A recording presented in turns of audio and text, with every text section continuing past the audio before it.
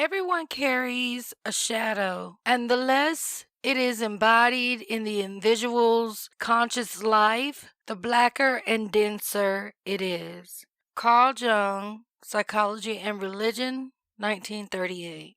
The shadow is the side of your personality that contains all the parts of yourself that you don't want to admit to having. It is at first an unconscious side. It is only through effort to become self-aware that we recognize our shadow. The shadow, said celebrated Swiss psychiatrist Carl Jung, is the unknown dark side of our personality. Dark both because it tends to consist predominantly of primitive, negative, socially or religiously depreciated human emotions and impulses like sexual lust, power, strivings, selfishness, greed, envy, anger, or rage, and because due to its unenlightened nature, it is completely obscured from the consciousness. The shadow is the most destructive, insidious, and dangerous when habitually repressed and projected, manifesting in a myriad of psychological disturbances ranging from neurosis to psychosis, irrational interpersonal hostility, and even cataclysmic international clashes. Yet the shadow, while very real, is not meant to be taken concretely or literally, but rather allegorically. It is not an evil entity existing apart from the person, nor an invading alien force, though it may be felt as such. The shadow is a universal or archetypal feature of the human psyche for which we bear full responsibility to cope with as creatively as possible. But despite its well-deserved reputation for wreaking havoc and widespread suffering in human affairs, the shadow can be redeemed. The shadow must never be dismissed as merely evil or demonic, for it contains natural, life-giving, underdeveloped positive potentialities too. Coming to terms with the shadow and constructively accepting and assimilating it into the conscious personality is central to the process of Jungian analysis. Although many infer the shadow is negative, this is just not true. The shadow is rather what you perceive as dark and weak about yourself, and therefore needing to be hidden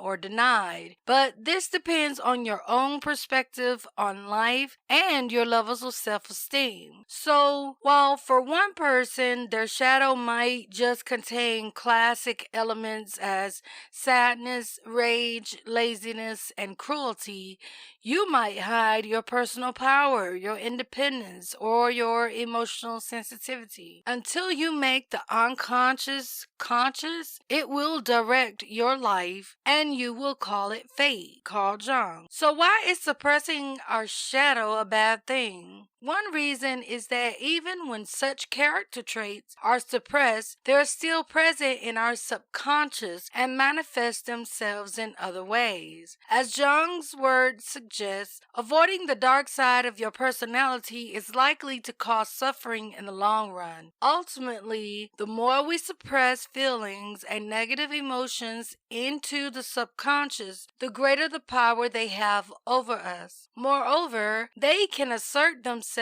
in different ways. This could be through mental health issues, chronic illness, anxiety, addiction, and low self-esteem. Suppressing the shadow self can also prevent us from reaching our full potential. This is particularly true when specific character traits have been suppressed due to low self-esteem, anxiety, or incorrect beliefs that have been instilled during childhood. Our belief systems are most often rooted in our childhood. Once we have learned that a particular behavior or character trait is bad, it is difficult to overturn them. Note that when we suppress and deny things about ourselves, they don't disappear. Rather, they grow in power and cause us more and more difficulties. Often, our repressed shadow side will do this via what is called psychological projection. Freudian defense mechanism known as projection is how most people deny their shadow, unconsciously casting it onto others so as to avoid confronting it in themselves. Such projection of the shadow is engaged in not only by individuals, but also by groups, cults, religions, and entire countries, and commonly occurs during wars and other contentious conflicts in which the outsider,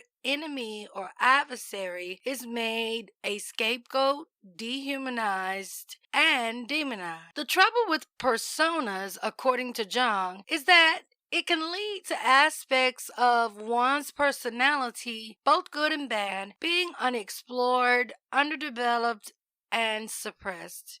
Through a desire to please others, we focus on our qualities which we perceive to be acceptable by others and hide the parts of ourselves which we believe to be negative. When we recognize and face our shadow, we can become more whole and balanced. For example, if we accept and face our anger, we can then set better boundaries. And if we fully accept our sadness, we can also feel more joy and more likely to find middle ground of contentment than be stuck in one side of the emotional spectrum. Knowing your shadow side will also improve your relationships. What we can accept and understand about ourselves, we are then more able to accept and understand in others. If you feel uncreative in life, working to understand your shadow might help. Jung connected the shadow to creativity.